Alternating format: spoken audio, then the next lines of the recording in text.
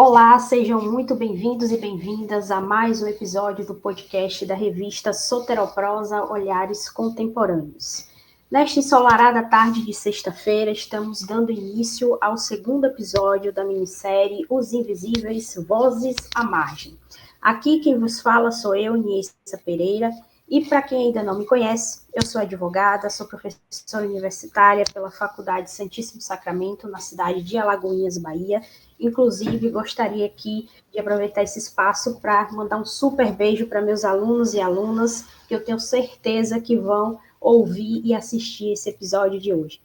Também estou mestrando em Psicologia Criminal pela Universidade Europeia do Atlântico, na Espanha, e sou também especialista em Direito Penal, Direito Trabalhista e em Direito Cibernético, além de escritora, pesquisadora na área de Direito Penitenciário, Direito Cibernético, Direito das Mulheres, Direitos Humanos e Direitos Homoafetivos e de Gênero. Hoje nós recebemos uma convidada muito especial, que eu me tornei fã e que traz uma trajetória de vida marcada tanto pela resistência, transformação e muita potência. Eu estou falando dela, Dandara Zainabo, mulher trans, negra, escritora e autora do livro Eu Sinto Júlio, lançado pela editora Multifoco. Ela é fundadora do Instituto Mamatula, que atua na defesa dos direitos das pessoas trans encarceradas, e também é bacharel em Direito pela Universidade Veiga de Almeida. É também bolsista do projeto Nova Rota e também do Programa Internacional Global Freedom Fellowship, do Incarceration Nations Network, onde representou o Brasil na África do Sul, junto a lideranças de diversos países. Dandara é também egressa do sistema prisional e tem dedicado a sua vida a dar visibilidade às identidades transfemininas dentro das prisões masculinas e a lutar por um sistema mais justo, humano e inclusivo. Dandara, é um prazer imenso, uma honra, uma alegria te receber aqui na nossa casa, na nossa humilde residência, o podcast da revista Soteroprosa. Mais uma vez te agradeço pela disponibilidade, pela participação. Seja muito bem-vinda. Agradecida pela oportunidade. Primeiramente, eu quero agradecer ao Soteroprosa pelo convite. Já aceito na pessoa da Niessa. São várias trajetórias, como você fez uma breve apresentação. Eu vou só dar uma corrigida. Eu estou ainda graduando em bacharel em Direito e também sou graduanda hoje em Relações Internacionais pela Universidade Federal aqui do Estado do Rio de Janeiro. Como você disse, sou egressa do sistema prisional, sou escritora também. É uma honra estar aqui, poder trazer sobre um sistema que a gente chama de invisibilidade, corpos invisíveis. E aí eu acho que falar de mulheres trans e transexuais dentro das prisões é falar também sobre invisibilidade de um corpo que sempre paga. Eu costumo dizer, dentro desses todos os estudos, do que eu tenho em minha análise diaspórica africana, é muito cruel saber que a ferramenta colonial faz com que o corpo pague. Esse corpo precisa pagar. E aí a gente tem um sistema judiciário que, infelizmente, ainda consegue contribuir para essa punição. Infelizmente, somos o terceiro país que mais encarcera pessoas e, além disso, o quarto país que mais encarcera mulheres. Infelizmente, não temos um dado eficaz para dizer sobre o quantitativo de mulheres transexuais dentro das prisões, mas a gente tem um dado do último relatório que a ANTRA fez em 2021, que diz que é um terço de 1,3% de pessoas que estão dentro da prisão são pessoas LGBTI, APNQ+. Mas ainda acredito que rola muito uma invisibilidade. Eu mesmo que olhei, tive essa visão de dentro, eu percebo que a gente ainda com dados, a gente segue muito atrás. E principalmente quando a gente pensa nesse quantitativo, nesse relatório, que normalmente o DPEM, que é o sistema federal que consegue fazer essa contabilidade, não cria esse nicho de interseccionalidade para que a gente possa identificar, enquanto população civil, a quantidade de mulheres transexuais na prisão. A gente também é o mesmo país que não tem um dado eficaz de quantas mulheres transexuais chegam a óbito dentro da prisão. Isso aí são coisas que a gente tem levantado com políticas de atenção e política pública para tentar viabilizar, mas são algo que a gente ainda está muito retroativo, Eu, enquanto uma diretora de uma instituição de acesso à justiça, a gente atua hoje para os familiares das pessoas que estão privadas da liberdade, para as pessoas egressas e pós-egressas que estão em cumprimento de pena, seja livramento condicional, seja prisão domiciliar como PAD, ou talvez também o extramuro ou agrícola, outros regimes que aqui no estado do Rio de Janeiro acaba tendo. Em outras situações também eu percebo que quando falar de sistema prisional, a gente vai em um gancho que é um gancho que não vem de agora. Eu costumo dizer que a violência ela é atemporal. E por perceber que essa violência é temporal, a gente percebe um marco histórico que vem se repetindo, né? A gente antes de 1888, a gente tinha a funcionalidade das senzalas enquanto uma ferramenta escravocrata. Hoje, ao pleno século XXI e outros séculos atrás, a gente tem a representatividade do sistema prisional brasileiro, né? E aí, quando eu digo brasileiro, trazendo as especificidades que o nosso território nacional carrega, mas trazendo uma questão de uma amplitude mesmo sobre os dados das prisões. A gente percebe que quando a gente vai para a África do Sul, a gente vê o reflexo, por exemplo, de um pós-apartheid, mas a gente ainda percebe que o sistema carcerário ele foi a ferramenta de segregação racial e uma ferramenta que conseguiu, de alguma forma, criar uma violência e uma violência racial que mostrava para as pessoas quem estava na estruturação colonial e quem estava abaixo dela submetido. E como eu digo, mais uma vez, eu acho que todo o sistema prisional, seja aqui no Brasil, seja em outros países, tem esse local de punir e não corrigir. Na África do Sul, eu percebo que, por exemplo, tem um cenário bem diferenciado. Quando você olha para a África do Sul e você vai entrar dentro de uma unidade, eu, por exemplo, entrei em 2 unidades na cidade do Cabo, em Langa, e a primeira unidade era Posmo, que é uma unidade onde tinham mulheres também encarceradas. A gente percebia que quando a gente ia falar sobre o sistema prisional e entrar nele, na entrada tem uma missão institucional. Diz que aquele sistema veio para corrigir, veio para, de alguma forma, reintegrar socialmente. Ou seja, essa instituição ela mostra a missão para o que veio. Só que quando a gente chega na prática, isso não acontece. Mas quando a gente percebe esse sistema prisional brasileiro, a gente vê, por exemplo, que a gente não vai entrar na porta de uma unidade, eles vão dizer para que missão de veio. Eles vão dizer que veio para punir, que a ideia deles são baseada na criminologia, que a cabeça é voltada para a execução das penas, e aí tem, né, as partes que são relativas e não são. Enfim, mas só para a gente perceber o quanto o cenário vai mudando. Mas quando a gente olha a África do Sul, eu sempre falo que os meus dias na cidade do Cabo me mostravam muito o que é estar também do Rio de Janeiro, pensando em um processo escravocrata que ainda continua enraizado dentro dos nossos territórios. E aí a África do Sul, você percebe que o apartheid acaba em 94, mas a gente ainda continua vendo o resquício da segregação racial, as remoções forçadas e o reflexo do que ela deixou. A gente ainda vê pessoas negras enquanto prestadoras de serviço e não empresárias, não donos de comércio. E aqui também, quando a gente vai para o Rio de Janeiro, dependendo das zonas que a gente vai transitar, principalmente a zona sul do estado do Rio de Janeiro, a gente vai perceber essa divisão de classe e divisão racial bem colocada. E aí eu acho que é isso, assim, quando a gente pensa sobre o sistema prisional, é talvez pensar em um processo de reintegração, sim. Eu digo, por exemplo, para as pessoas que, antes de ser uma egressa, me consideram uma sobrevivente das prisões. E quando eu digo sobrevivente, é para responsabilizar a estruturação do sistema prisional, que não foi eu a culpada de cometer um crime. E sim foram eles de não dar uma estrutura social, uma estrutura socioeconômica, uma estrutura cultural, para que a gente se identifique.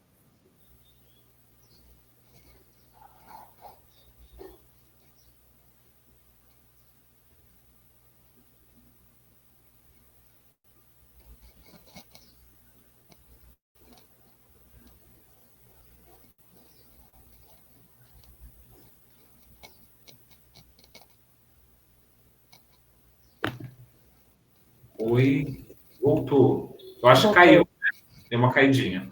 Foi, desculpa aí a instabilidade da rede, mas infelizmente eu acho que lidar com a internet aí. Voltou? Melhorou? Voltou, agora sim, então, melhorou. Como eu digo, né? Então, em outras perspectivas, pensar em sistema prisional é pensar em muitas camadas.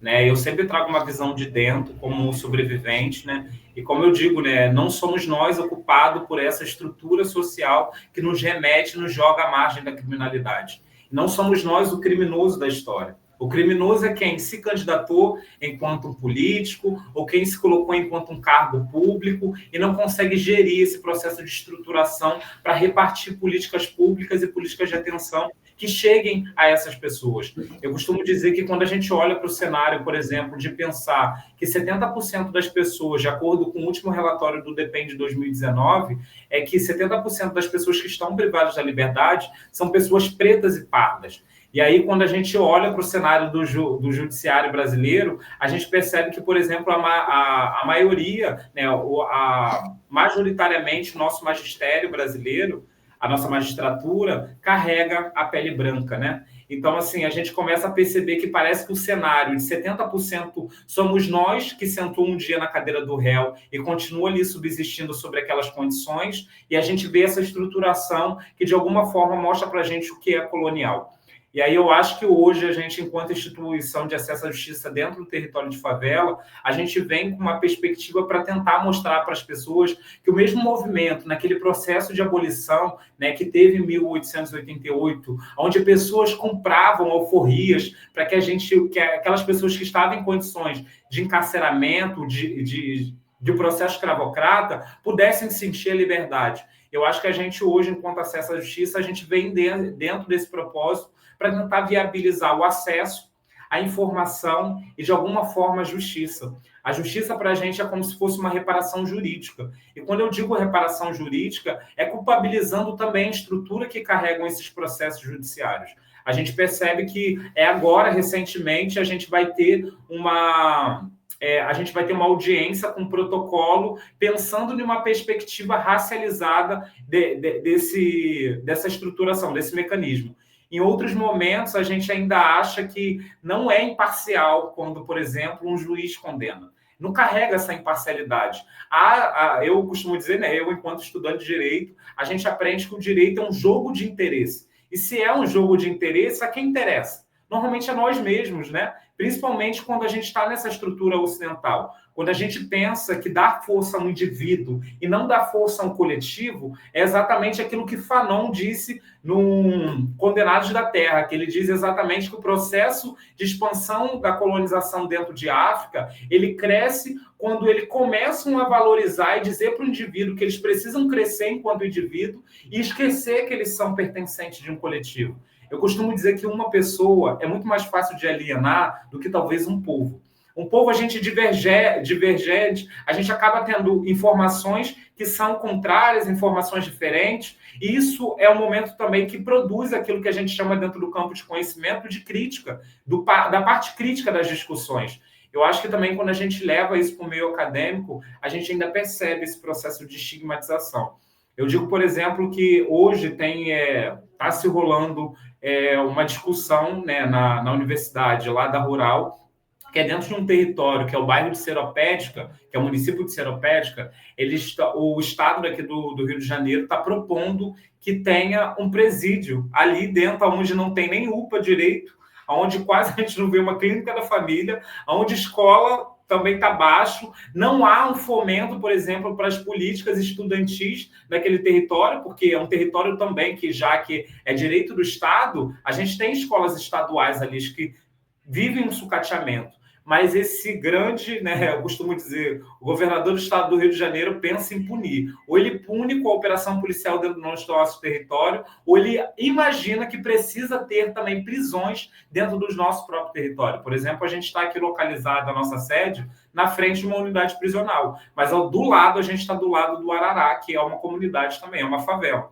E quando a gente percebe o quanto que o projeto do Estado, para mostrar para a gente que aqui tem uma prisão, aqui é o nosso território, e aqui na frente da prisão tem uma escola, para mostrar que se o fracasso escolar acontecer aqui, aqui é o próximo local. Eu costumo dizer que assim, o Careca era uma pessoa branca, né, o Michel Foucault, mas de algum ponto, Michel Foucault conseguiu trazer essa perspectiva de uma visão de fora. Acredito que se fosse uma pessoa de dentro, traria uma visão mais interseccionalizada, né? Porque eu costumo dizer que o nosso diferencial, quando a gente traz os nossos debates dentro dessa racialidade, é trazendo uma intersecção. Carla Cotirene diz para a gente que pensar em intersecção é pensar nas encruzilhadas do que Exu tem para a gente. E aí eu acho que quando ela traz Exu enquanto essa figura que carrega a filosofia africana nos povos Yorubá e Nigéria, é exatamente remeter para a gente qual é a força das intersecções. Quando você pensa nesse indivíduo enquanto um todo, há um problema. Quando você pensa nas especificidades, nas intersecções que esse corpo carrega, que começa com raça, de acordo com Sueli Carneiro, e de outro ponto a gente vai partir para o gênero, que aí carrega toda uma construção social também. Eu costumo dizer também que assim, há um debate muito grande quando a gente fala sobre mulheres transexuais dentro da prisão. Eu acho que o maior debate é dizer sobre invisibilidade. É um corpo que continua invisível ali dentro. A gente, a maior porcentagem de mulheres transexuais e trans e travestis que estão dentro das unidades prisionais estão dentro de uma unidade masculina, né? Apesar de termos resoluções, STF, dizendo que essas mulheres têm autonomia para escolher a unidade que quer estar. Mas pensa, né? Como eu vou jogar uma pessoa dentro de um mundo cisgênero, onde esse mundo cisgênero, né, trazendo uma perspectiva das mulheres cis, não entendem os nossos corpos. Quando a gente vai, normalmente, para dentro de uma unidade masculina, você percebe que a gente vai ter uma troca, e essa troca seria o que a gente chama de afeto circunstancial, que é de acordo com a circunstância, se cria um afeto naquele corpo que aqui fora eu tenho um desejo de matar, mas lá dentro eu tenho um desejo de amar. E aí, normalmente, essas mulheres transexuais vão se remeter a esse sistema. Eu costumo dizer também que assim, a gente foi remetida tanto a esse local de fetichismo, né, por estar exposta normalmente às esquinas, estar sempre nesse mercado do sexo. Normalmente, a gente somos sempre colocada não enquanto um desejo afetivo, mas enquanto um desejo fetichismo, sabe? Voltado àquilo que voltado pela troca do sexo mesmo. Eu acho que a prisão ela se remete a esse espaço. E, normalmente, eu costumo dizer, o nosso corpo carrega carência, carrega afetos que não foram correspondidos, e aí parece que é aquele movimento um pouco de que o oprimido vai começar a se relacionar com o opressor. Enfim, tem muitas camadas dentro desses locais. Eu digo que assim, eu vivenciei esses espaços, e aí depois a gente vai entendendo o que são as circunstâncias. Não é um processo de socialização de gênero que aconteceu ali dentro, não é um mundo que nos aceita enquanto e nos legitima enquanto uma mulher dentro daquele espaço, e sim um processo de necessidade biológica que esses homens sentem e continuam nesse espaço de hipersexualização, objetificando nossos corpos ali dentro também. E aí, para a gente, infelizmente, nesse processo de subsistir dentro da prisão, a gente acaba virando, né, esse objeto, sim, por subsistência também. Eu digo porque é isso, assim, os meus processos pós-prisão começou a me trazer um pouco dessa lucidez. Porque quem não foi uma travesti que saiu da prisão achando que estava sendo amada, achando que estava sendo reintegrada, achando que, de alguma forma, tinha conquistado cidadania e que aquilo acabava. Né? Eu costumo dizer, eu saí no dia 19 de maio de 2021, no dia do aniversário da minha mãe.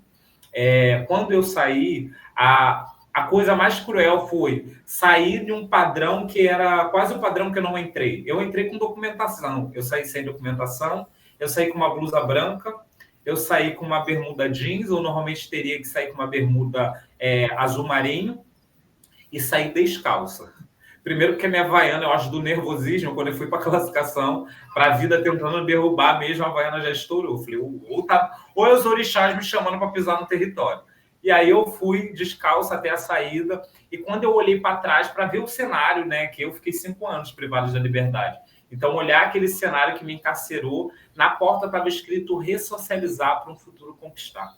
Eu acho que a primeira pergunta que eu fiz para mim mesma, com uma carta do que hoje a gente chama de alvará, mas em 1888 a gente chamaria de alforria, naquele mesmo momento eu olhei e falei, ressocializar é tipo como se eu cometi o erro. Você vai ressocializar um corpo que não foi socializado? Opa!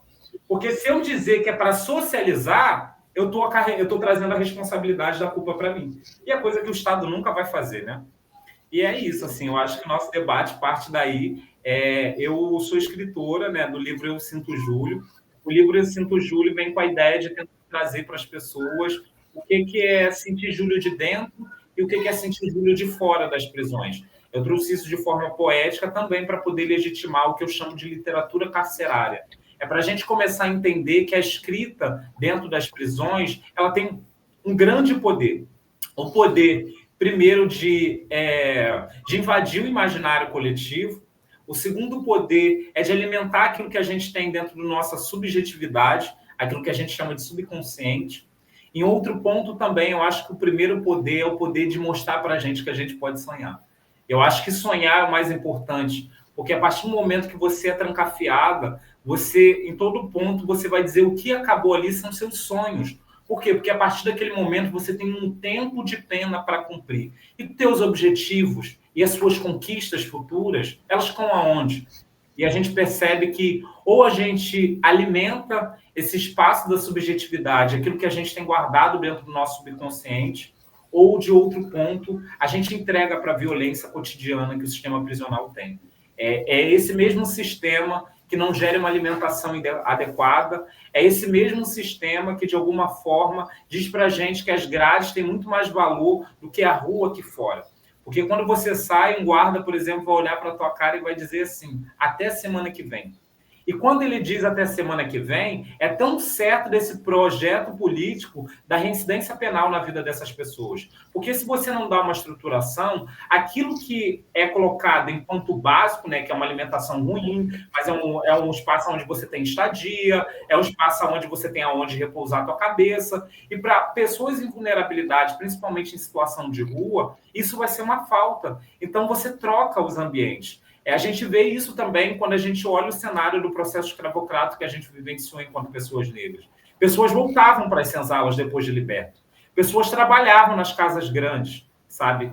As pessoas ainda ficavam à mercê das sinhás.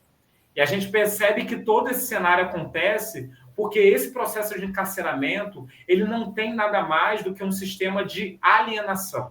É controle, é controlar esse corpo. Já que o corpo é o que está sendo pago, não há nada melhor do que controlar. Eu sempre digo que assim, o primeiro processo de encarceramento não é um processo de encarceramento físico, não. O primeiro encarceramento é o encarceramento psicológico. Eu te aprisiono antes de colocar uma algema em você. Pelas ameaças, pela coação, pelas palavras de baixo escalão, pelo racismo estrutural colocado à nossa pele, ao nosso território, de se remitir às estigmatizações sociais, do que está imposta ali para a gente todos os dias, quando a gente acorda, e aí o encarceramento psicológico ele começa ali. O físico é quando eu te coloco dentro de uma prisão, te coloco uma algema e te boto atrás de uma grade, tirando a possibilidade de liberdade. Eu costumo dizer que eu tenho uma história, inclusive, assim, quando eu saí da prisão, eu fiquei um tempo na minha mãe, lá em Rio das Ostras, na região dos Lagos aqui. E aí, uma vez eu botei um prato de comida e o gato, minha mãe tinha um gato bem sassarico, assim, ele pegou e comeu minha comida que eu botei em cima da mesa. E eu lembro que eu fiquei muito estressada, né? Porque engatilhada, acabaram de sair da prisão, tudo estava me engatilhando. Primeiro porque é isso, a gente tem que recorrer a esse processo de socialização de novo. Ver o que é civilizatório, colocado no meio da sociedade e tentar se adequar a ele. E aí eu olhei aquilo e falei assim, mãe, que isso? Eu não estou acreditando que o gato comeu minha comida. E a minha mãe me fez uma simples pergunta, tu deu comida a ele? E aí a minha cabeça parou, não. Ela falou, gato com fome rouba. Isso para se remeter para a gente, que quando a gente fala sobre crimes de subsistência, principalmente o furto, a política de drogas, todos esses locais estão colocados aquilo que a gente chama de subsistência. A Carolina Maria de Jesus dizia para a gente que que os brancos, né, ou as pessoas que estavam no poder de estrutura, quando olhava para a favela, via a favela como um quarto de despejo, aonde era um espaço para se despejar lixo, aquilo que não presta, mas de alguma forma, aquilo que eles chamam que não presta, infelizmente, virava alimento para a gente, para quem sentia a fome que era amarela, de acordo com Carolina Maria de Jesus. O que eu estou querendo dizer é que assim, esse espaço da criminalidade ele aumenta exatamente pela falta de oportunidade. A gente entra dentro do território de favela e às vezes você vai abordar as pessoas que estão envolvidas e você vai perceber que essa política de droga também é uma política de salvaguarda. Salvaguarda para as famílias do que subsistem desse espaço, também para os territórios que fazem a manutenção a partir desse espaço. Então, assim, é para a gente começar a entender que, às vezes, aquilo que eles chamam de criminalidade é porque nos colocaram à margem, não nos deram oportunidade. Então, tu quer reclamar de quê? Eu costumo dizer que o Estado tem que agradecer ao local que eu cheguei. enquanto uma diretora de uma instituição, por publicar um livro, ir para a África do Sul para estudar sobre prisões. Agora, dia 2 de novembro, eu estou indo para a Colômbia para participar de uma conferência que vai tratar sobre o Tratado de Bangkok, que fala sobre o direito das mulheres dentro da prisão, o primeiro tratado que pensa sobre interseccionalidade. A gente tem o Tratado de Nelson Mandela, mas que em vários pontos racializa, mas não traz uma interseccionalidade voltada para o gênero, pensando numa especificidade das mulheres que estão dentro da prisão.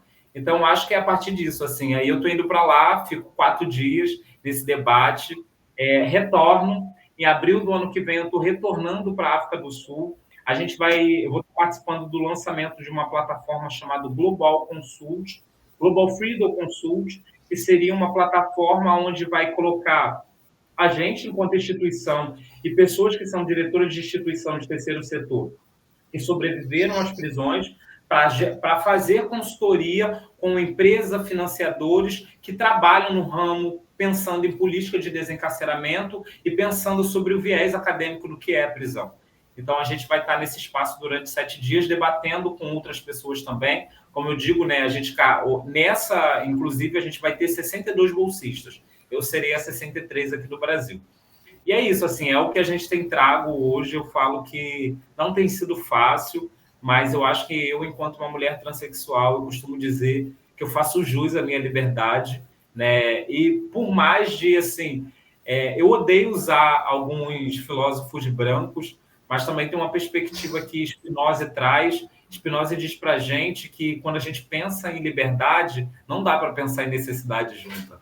Então, assim, eu costumo dizer que esses homens brancos acabam tendo esse privilégio de olhar uma visão de fora que fica mais acentuada, porque eu costumo dizer uma cabeça estável. A gente não, a gente está pensando como paga conta, como não sofre racismo, como não sofre violência, e mesmo assim a gente produz a melhor intelectualidade do que a academia, do que as ciências poderiam ter hoje, né? Eu costumo dizer que a ciência nasceu em nós, a ciência nasceu do nosso povo. Hoje o povo branco ele se alimenta daquilo que a gente produziu, daquilo que a gente construiu e daquilo que a gente deixou enquanto herança material e ancestral dentro desses territórios, que infelizmente foram tomados das piores formas escravocratas do que a gente teve. Mas é isso, minha amiga. Esse é um pouco da trajetória. Eu estou aberta aí a perguntas. E que trajetória, hein? Nossa, que trajetória. Eu também tenho experiência com o sistema prisional, não como você, que é egressa. Eu trabalhei na Secretaria de Administração Penitenciária aqui da Bahia. A SEAP, Lá né? eu trabalhava, a SEAP Bahia, e eu trabalhava na Superintendência de Ressocialização. Exercia o cargo, né, a função de coordenadora de ressocialização. É um trabalho administrativo, né? A maior parte das vezes, maior parte do dia eu trabalhava dentro de uma sala com ar-condicionado e computadores, mas de vez em quando a gente tinha que ir para a cadeia, para o sistema prisional, né, para a gente fazer mapeamento, enfim, conversar com diretores. E gostei muito da sua fala quando você traz essa questão dos números, né? Eu acredito que esses números são bem subnotificados, né? Eu acredito que esses dados, eles estão aí na internet, né? Como você pontuou, no site do governo, fóruns, mas eu acredito que esses números não são reais. Eu acho que a realidade é bem mais profunda do que o que a gente imagina, né? E só quem é que está lá dentro é que vai realmente saber qual é a realidade, né? Como você trouxe aí falando da sua trajetória. E interessante quando você fala também sobre essa questão da ressocialização, né? Socialização, ressocialização. Isso é uma pergunta que eu ouço muito dos meus alunos dando aula, né? Quando eu trago essa pouca experiência que eu tenho com o sistema prisional, é uma das primeiras perguntas que eles me fazem. Professora, existe ressocialização dentro do sistema prisional? Né? E em relação às mulheres, existe ressocialização para as mulheres dentro do sistema prisional? E uma das minhas respostas para eles é: em relação às mulheres, a gente tem um sistema prisional que foi criado por homens e para os homens, né? na verdade, não só o sistema prisional, o direito criminal como um todo, o Código Penal, primeiro que já é um Código Penal que nasce fascista, né, 1940, 1942, então, Código Penal e de Processo Penal são dois códigos fascistas. E eles são códigos criados por homens e pensando nos homens. O sistema prisional não é diferente, também criado por homens e pensado para os homens, até porque nunca se pensou da mulher cometer crimes, porque a mulher sempre foi colocada nesse lugar de bela, recatada e do lar, né? Lembrando aquele meme que viralizou há algum tempo aí. E a ideia da mulher cometer crimes era inconcebível, somente os homens, porque chefe de família, o chefe do patriarcado, ele que saía, né, para trabalhar e enfrentar essa selva que é o mundo lá fora.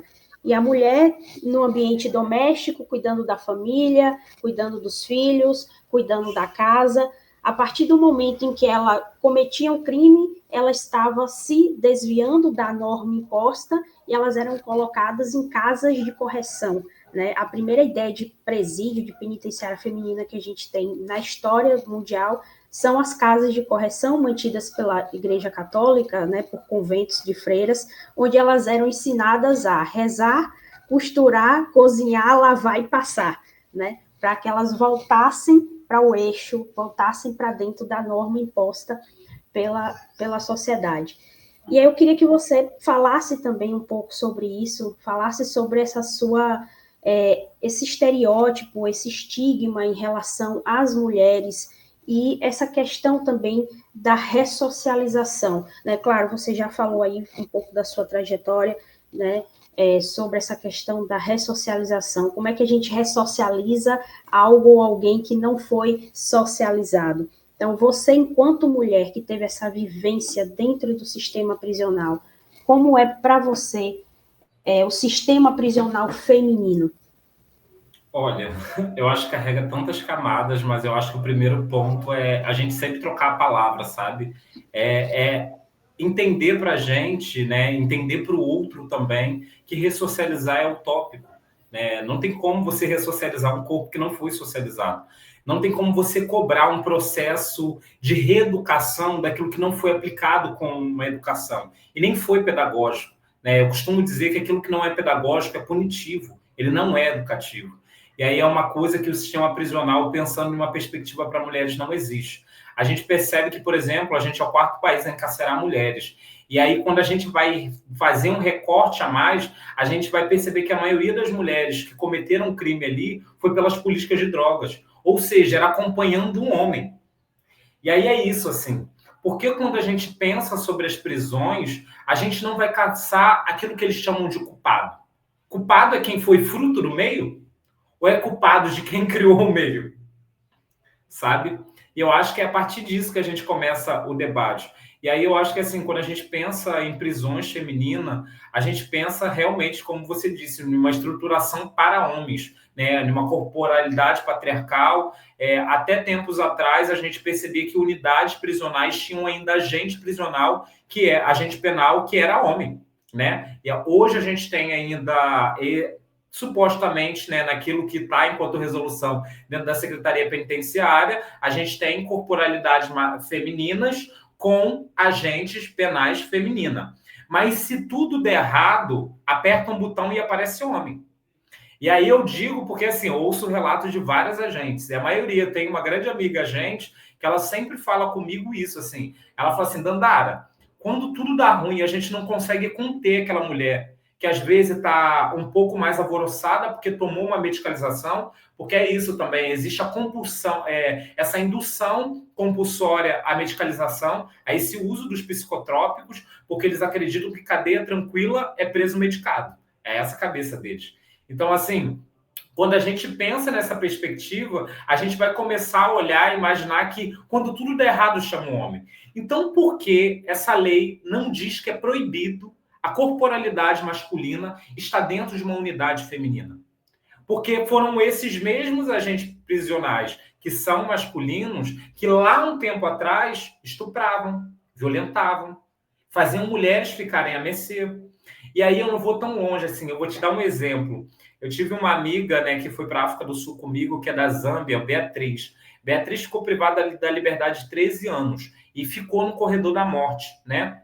Na Zâmbia tem sentença de morte. Ela ficou no corredor da morte, tomou a pena de morte e ela reverteu essa pena fazendo uma autodefesa para a corte, né? E pedindo, e também explicando e trazendo também situações sociais que aconteciam no território da Zâmbia. Porque pensar em mulheres dentro da Zâmbia era pensar em uma mulher que estava submetida a um casamento que estuprava ela todos os dias. A força, que elas eram à mercê daquele homem, e aí, normalmente, muitas dessas mulheres matavam, né, os seus maridos, e por isso não estavam presas. O maior crime da Zâmbia acarreta essa realidade. E ela mesmo relatando que, por exemplo, é uma unidade que quem toma conta é um guarda, né, masculino. E normalmente uma coisa que acontece muito lá. Além dessa revista ser vexatória, que é colocado uma luva para revistar mais de 100, 300 mulheres, fazendo toque íntimo.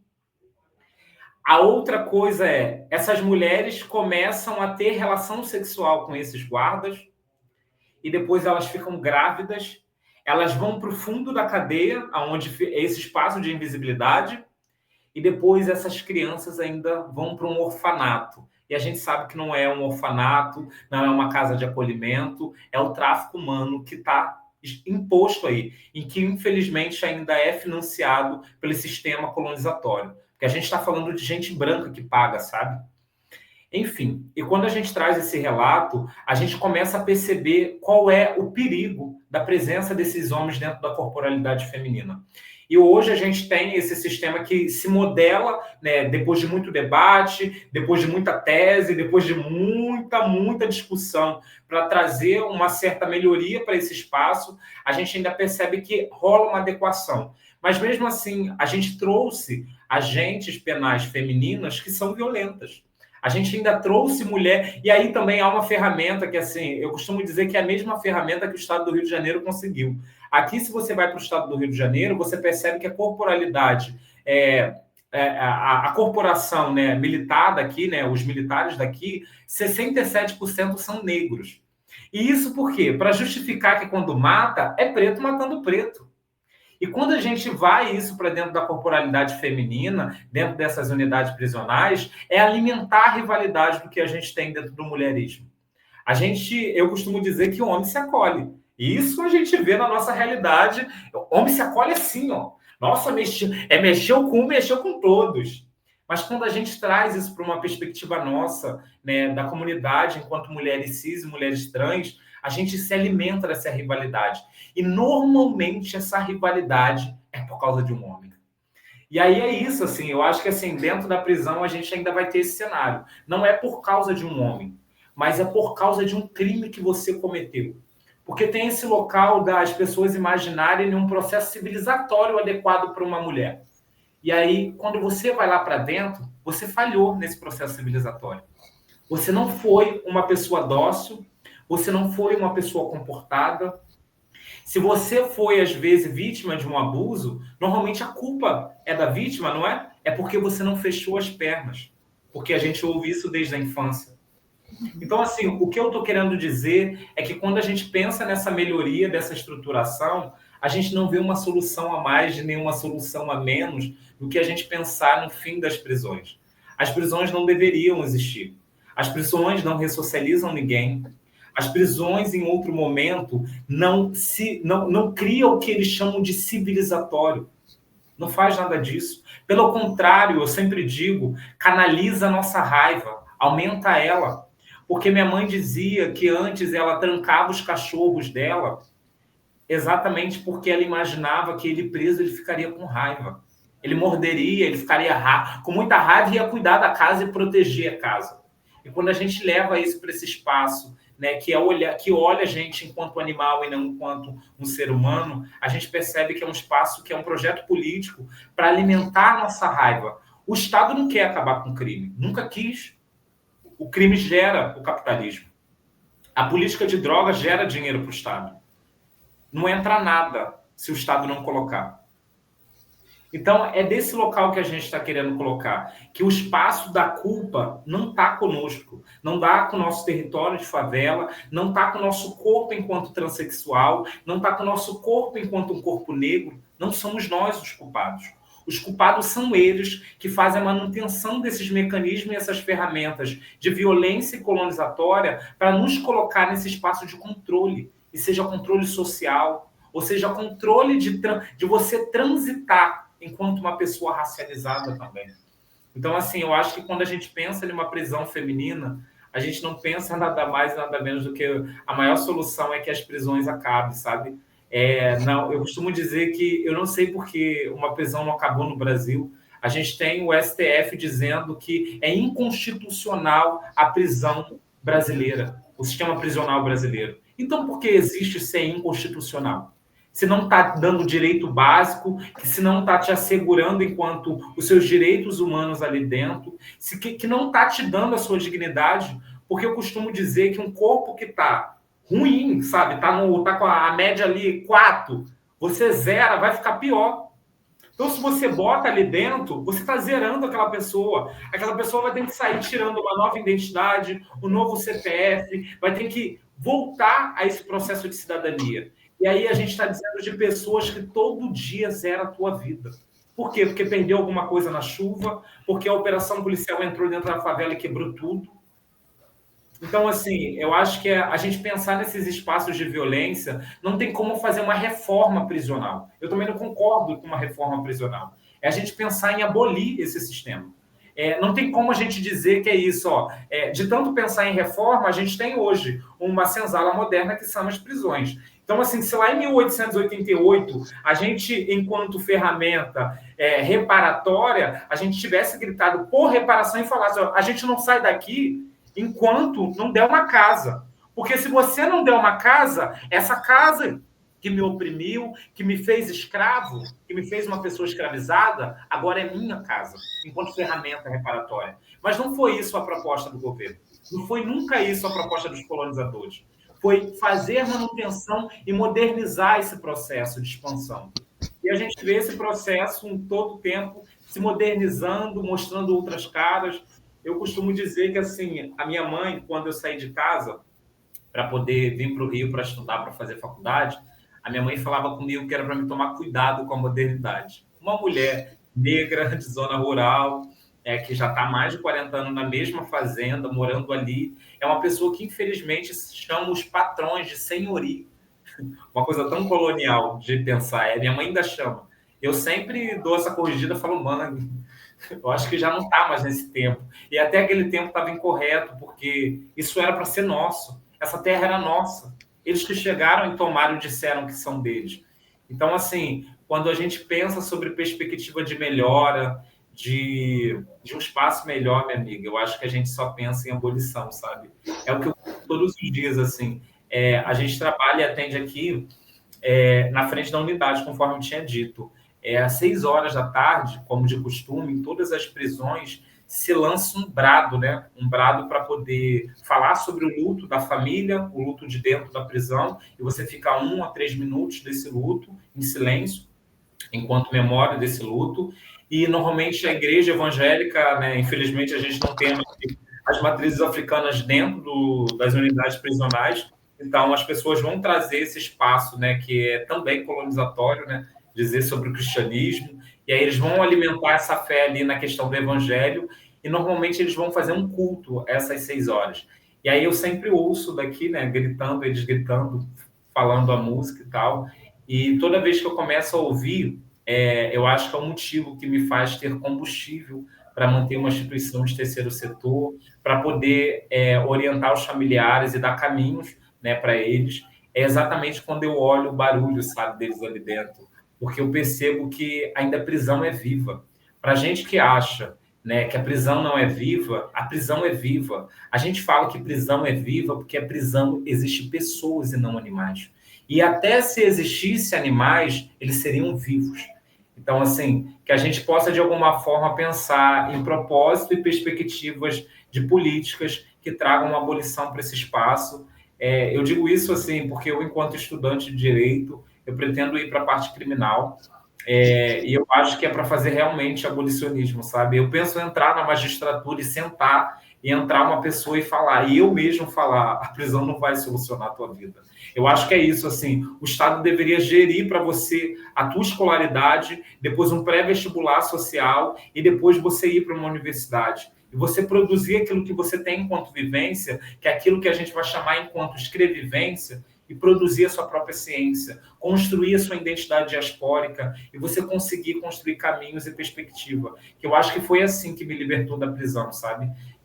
Lógico que assim, esse processo de encarceramento é um processo que a gente nunca sabe quando acaba. Eu acho que é a mesma sensação das pessoas escravizadas naquele período. É de saber se é liberdade mesmo. Porque a liberdade ela tem um cheiro estranho, ela tem um cheiro de necessidade, sabe? Que o tempo todo vai te remetendo àquele espaço. E é a necessidade que te faz olhar para trás e que te faz normalmente reincidir novamente. Né? Eu digo porque é isso. Eu passei 3 vezes na prisão. E eu passei 3 vezes na prisão porque eu gostei? Não. Exatamente porque eu odiava aquele espaço. E não só por odiar aquele espaço, em saber que aquele espaço me remetia quase um imã para me fazer voltar. Eu sempre falo que é isso, é o sistema do controle. Foucault, quando fala sobre essa questão da sensação de estar sendo vigiado, Foucault ele traz uma coisa que eu vi de perto dentro da prisão de dentro. Dentro das prisões tem cabines, né? Essas cabines de monitoramento. Normalmente, dentro dessas cabines não tem ninguém, mas a gente não foge. Se o cadeado estiver aberto, a gente fecha. A gente fecha porque a gente sabe quem controla o nosso corpo. Porque eu saio dali, eu vou estar o quê? Procurada. Então, ou seja, existe os dados que eles podem nos encontrar, existe a forma de nos monitorar e, pior, existe a forma de nos controlar. Porque lembra que eu falei que a primeira coisa do que eles encarceram é o quê? A mente. Porque, sinceramente, eu não preciso encarcerar o corpo. O corpo paga, então ele volta. É isso. É o que Foucault também já dizia, né, em Vigiar e Punir. Ele traz Sim. No livro o início, ele fala do suplício ao corpo. E aí, quando ele entra no capítulo que ele vai falar da prisão, da pena privativa de liberdade, ele traz isso, né? Você bem falou. Não encarcera o corpo, mas começa a encarcerar pela mente.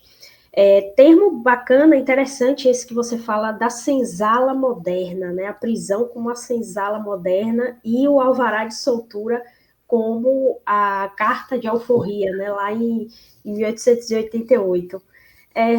Eu nunca tinha pensado por esse lado, confesso a você, mesmo com todas as minhas pesquisas e leituras, nunca tinha feito essa assimilação. E essa questão da dominação, né, também, Bourdieu, em relação às mulheres, Pierre Bourdieu também fala, né, a dominação masculina. Então, a prisão é isso. Essa, não só uma dominação masculina, mas, como você bem coloca, é uma dominação de corpos. Quais corpos? Corpos negros, né, corpos de mulheres, os considerados corpos dissidentes, né, que os pesquisadores na academia utilizam esse termo. E a questão da... Pode falar. Vou mais uma coisa assim. Normalmente as pessoas dizem que a palavra corpo ela se remete a uma produção acadêmica, né? Dessa análise da academia. Mas a gente percebe que a palavra corpo ela vem muito atrás do que foi produzido dentro da academia. O corpo ele sempre foi o que pagou. Então, por que agora a gente está dizendo que faz parte de uma produção de uma ciência? E é isso, assim, esse corpo tem nome, tem endereço, ele tem cor, ele tem gênero.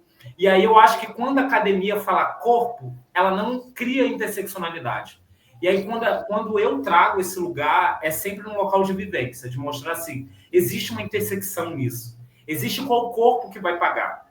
E aí eu acho que assim, é tão cruel pensar sobre isso, porque de alguma forma mostra que para a gente esse processo escravocrata ele continua sendo atemporal. Ele não mudou. Ele, pelo contrário, ele se moderniza. Ele fica mais aconchegante.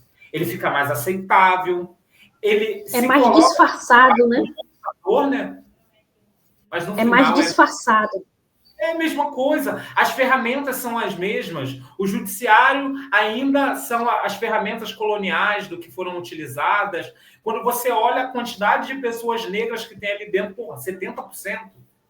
Aí tu pensa, quando começou as prisões brasileiras, elas vieram do reflexo do quê? De todas as leis que foram feitas após o processo de escravatura. Ou seja, a lei da vadiagem, enfim, todos os processos que de alguma forma sucumbiam o nosso corpo para poder se movimentar, se socializar, se identificar. E aí eu sempre digo assim, a prisão é eu falo que a prisão, para mim, também é uma ferramenta de apagamento. É muito mais fácil você apagada, você invisível, do que você lúcida e acordada. Porque se você está notável, você começa a lembrar. A gente conversa com os ancestrais, gente. Não tem como tirar isso da gente. A gente conversa com nossos ancestrais. E a gente, quando percebe que a gente ainda tem essa ligação com aquelas pessoas que vieram antes da gente, a gente percebe dentro de uma concepção que é exatamente o desligamento disso. Porque quando eu me identifico, sei quem eu não sou influenciada. Quando eu sei quem eu não sou controlada. E melhor, quando eu sei quem eu tomo posse daquilo que é meu.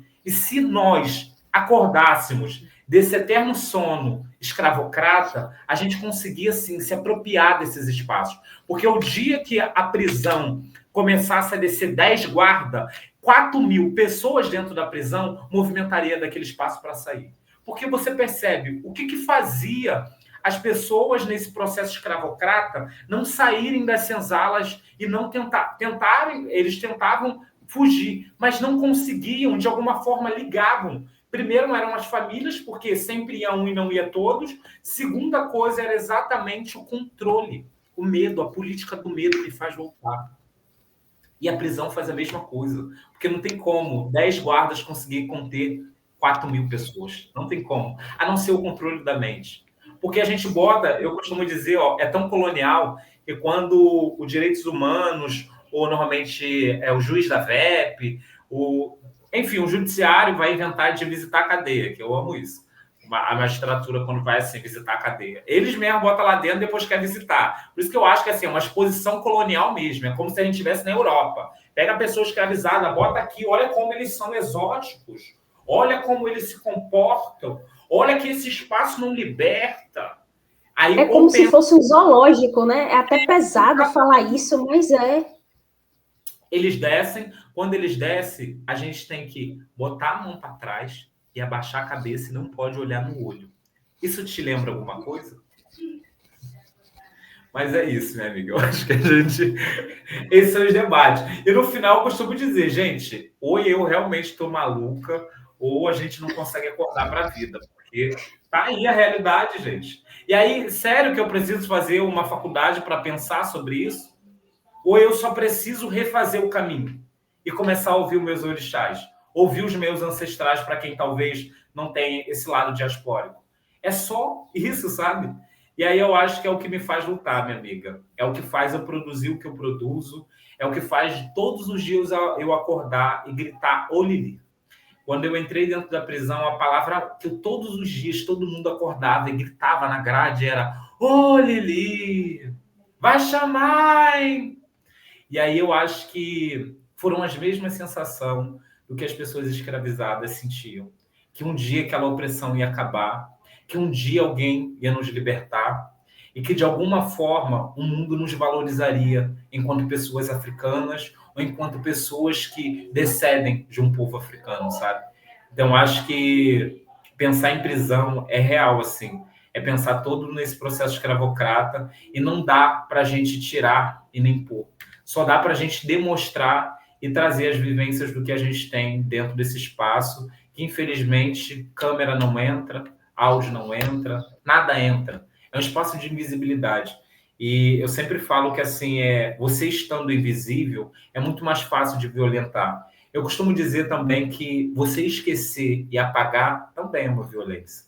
E assim acontece muito bem com os nossos corpos também, quando a gente fala sobre violência de gênero. A gente está falando desse espaço de invisibilidade, porque quando uma grita, todas não gritam. Pelo contrário, quando um homem grita, todos os homens gritam. E aí eu acho que algum problema está acontecendo dentro do nosso processo de gênero, sabe? Ou a gente, em algum momento, começa a se socializar novamente, ou a gente continua criando outras medidas protetivas para que a gente não sofra essas violências. Eu sempre falo que, assim, Quando eu me coloco em um local de uma mulher transexual, é dizer para as pessoas que eu construí socialmente o meu gênero. Mas eu sempre digo para as mulheres cisgêneras, né, enquanto você... Eu sempre falo assim, minha amiga, que é vocês entenderem também que vocês constroem socialmente o gênero de vocês. Porque mulher nasceu para um lugar, mulher nasceu para fazer uma coisa, e a gente não nasceu para nada disso. A gente nasceu para ser quem a gente quer ser. A gente nasceu para, de alguma forma, ser sim combativa. A gente nasceu sim para carregar a força e o vento de Oiá. A gente nasceu exatamente para colher os choros que um dia o Oxum chorou. Então, é por esse ponto que a gente segue.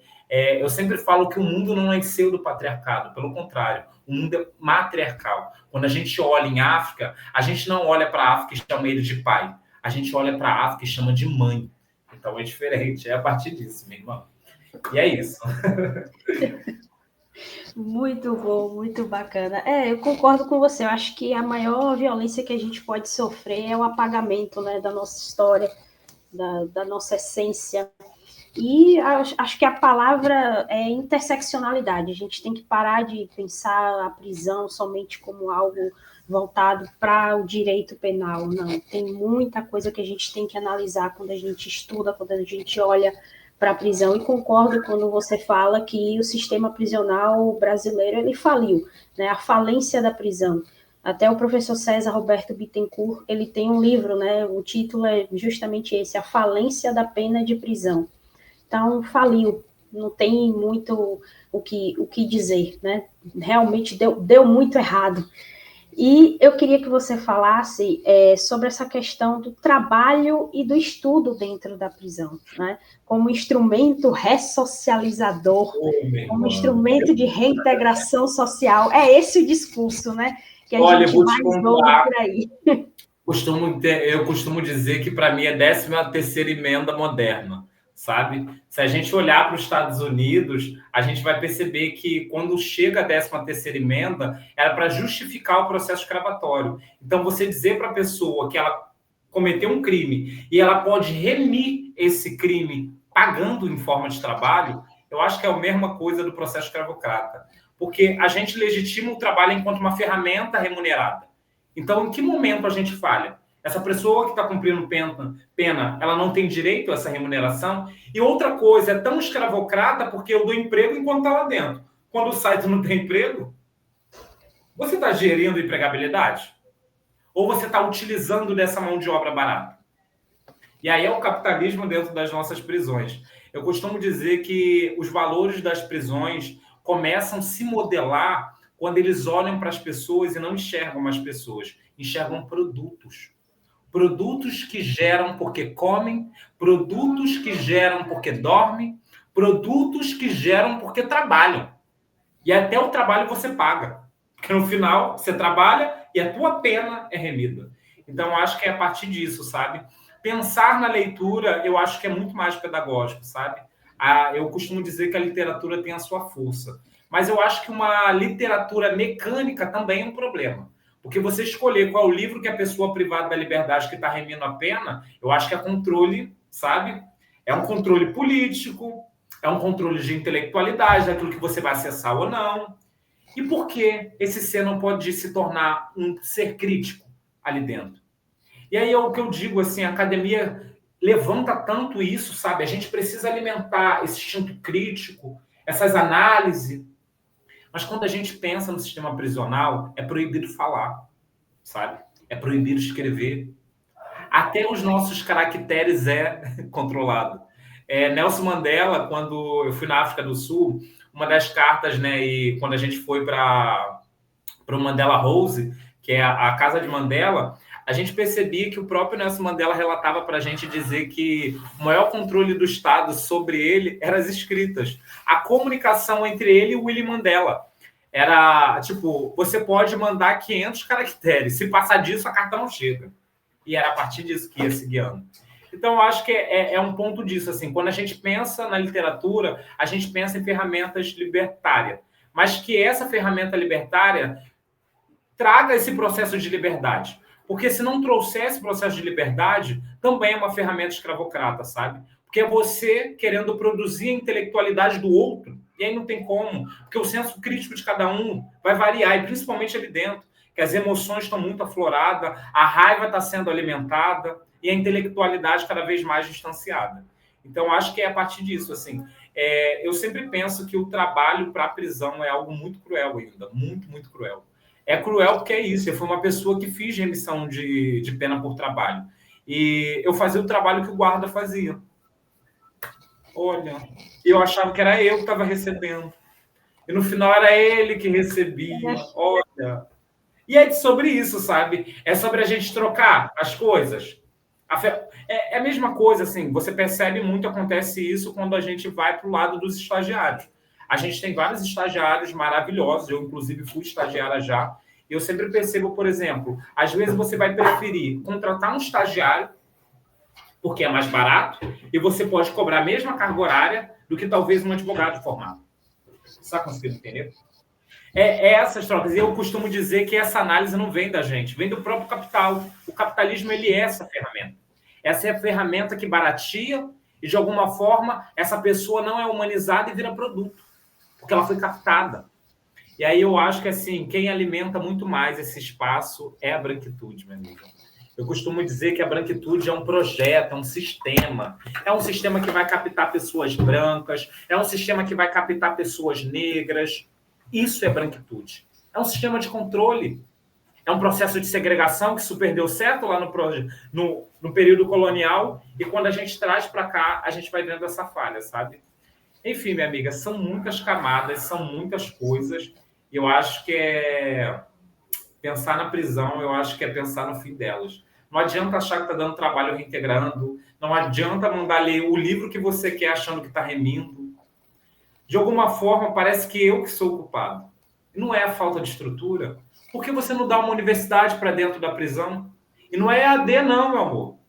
Dá um processo de progressão de regime para que ela, em alguma forma, consiga acessar a universidade. Porque é engraçado, vocês deixam a universidade entrar enquanto projeto de extensão para produzir pesquisa, para utilizar aqueles corpos enquanto objetos de pesquisa, mas você não quer produzir que esses objetos de pesquisa, que um dia foram, virem os próprios pesquisadores. Porque sabem que vão denunciar de dentro para fora. E o medo das prisões é quando as pessoas que estão lá dentro ganham poder, sejam com a escrita, com a fala, com a representatividade, com o protagonismo, e começam a denunciar de dentro para fora. Eu sempre falo uma coisa, a abolição começa de dentro para fora.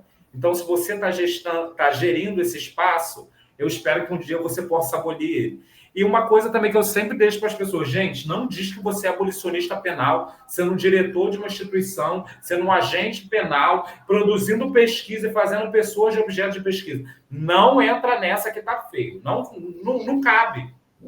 E outra coisa que eu deixo assim de recado para a galera aí que está assistindo, gente, quando você vê uma pessoa que sobreviveu, que passou pela prisão, não chama ela de apenado, não chama ela de preso, pergunta qual é o nome. E segunda coisa, não pergunta por que foi preso, não, que é feio também. Porque se a xerox que você tirasse dentro da academia fosse legitimada enquanto crime porque você estaria presa também, meu amor. Inclusive comendo a comida que a gente se alimentou, que é a mais sucateada do que o Estado pode nos oferecer. E é isso, minha irmã.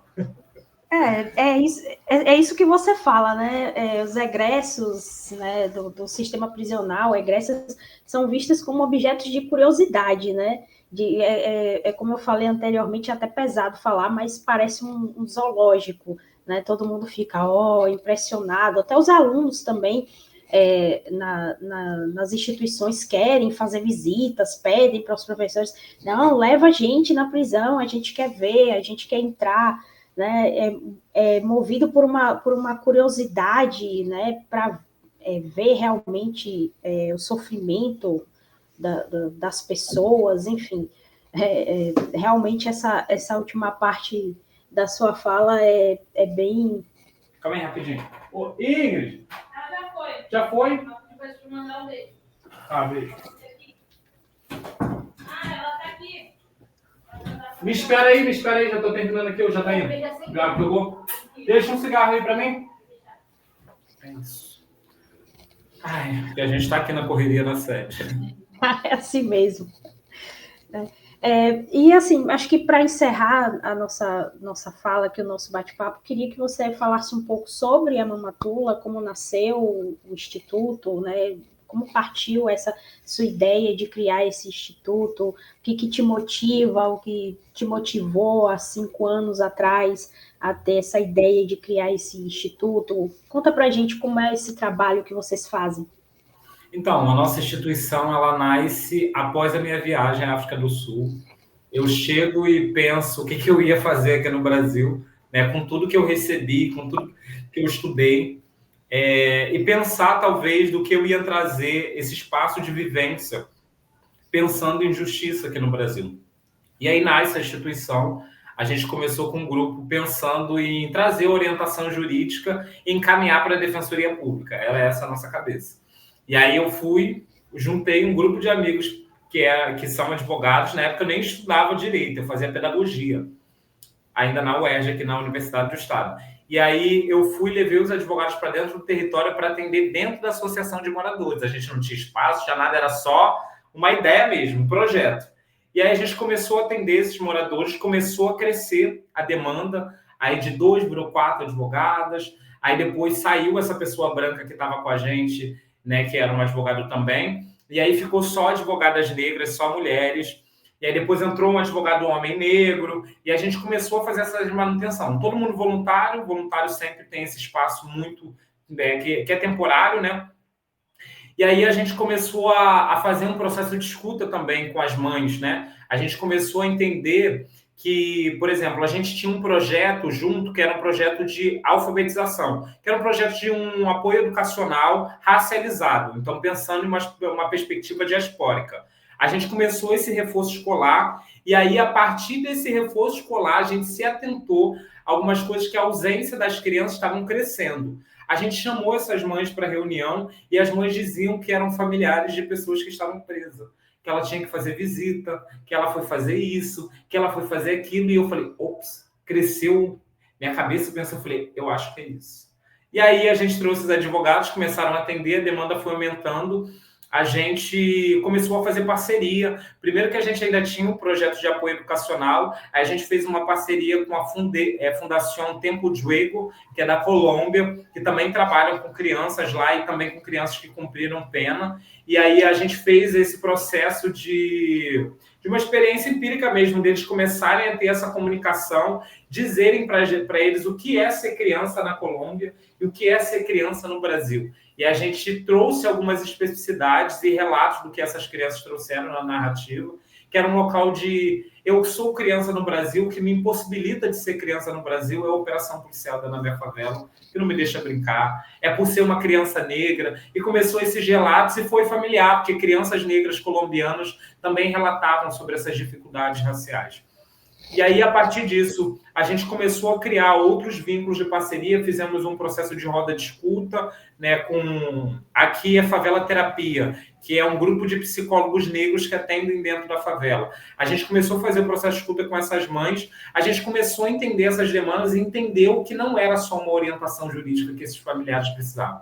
Eles precisavam, de alguma forma, caminho para acessar isso. E aí a gente começou a criar essa ferramenta. Eu levava a família dentro da ouvidoria, da defensoria, eu levava dentro da defensoria para conversar com a NUSPEN, com o próprio defensor que está atendendo a pessoa privada da liberdade. A gente começou a fazer esse processo de logística e aí, né, esse ano, a gente fez 1 ano de trabalho, fizemos um relatório, a gente fez uma solicitação na primeira carteirinha de mãe afetiva do Estado do Rio de Janeiro. Isso a partir de uma carta em parceria com a Defensoria Pública, principalmente com a NUSPEN. Se passou, a gente imaginou que não ia sair, não ia. Esse ano, no começo desse ano, saiu a primeira carteirinha de mãe afetiva do Estado do Rio de Janeiro. Né? Então, a gente ficou muito feliz, né, por essa mãe também conseguir reconhecer e valorizar, né, ser valorizada nesse espaço de mãe afetiva. Né? A gente costuma dizer que a lei hoje percebe que família não é aquilo que vem biológico. Família também é uma construção afetiva. Então, a gente tentou criar isso para que a gente legitimasse essa mãe para poder visitar teu filho. Isso foi um dos nossos marcos. A gente hoje já atendeu mais de 60 famílias, a gente já concluiu mais de 25 processos. A gente ganhou o primeiro edital esse ano pelo Fundo Elas Mais, a gente ganhou um financiamento, e com esse financiamento é o que estruturou a gente hoje. A gente está se formalizando enquanto uma associação, né, para poder entender esse espaço enquanto uma... É um trabalho que a gente já faz enquanto uma organização da sociedade civil, mas a gente quer trazer esse local da formalidade, né? Infelizmente, quando a gente pensa nas questões jurídicas, a gente pensa também nesses espaços.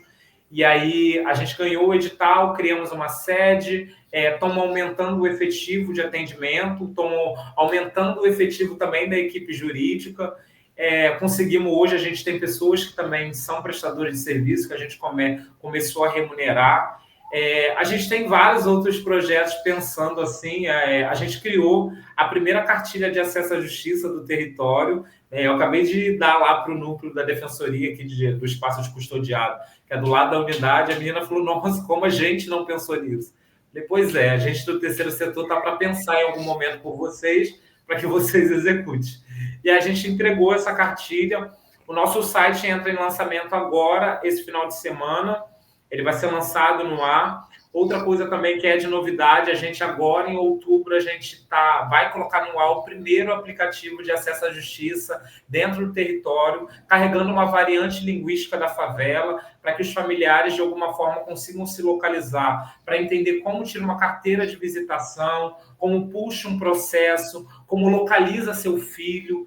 E, de alguma forma, se tudo der errado, a quem eu procuro? A ouvidoria externa da Defensoria Pública ou a Defensoria Pública. E no ruim, se der tudo errado, procura a gente.